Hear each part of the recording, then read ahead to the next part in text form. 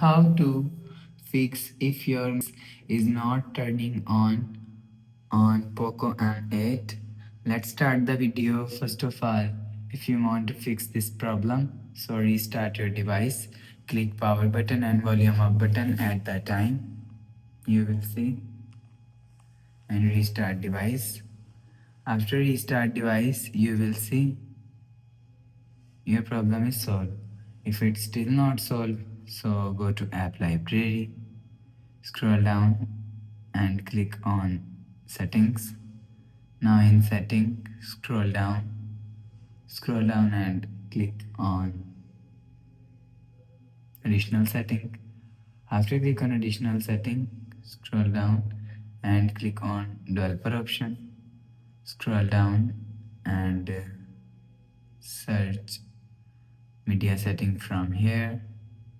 You will see.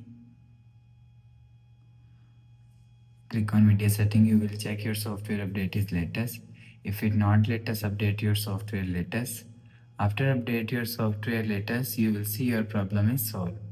After the process, go back to home screen. So that's how you can fix if your is not working, is not turning on Poco M8. If you like the video, please subscribe. Thanks for watching.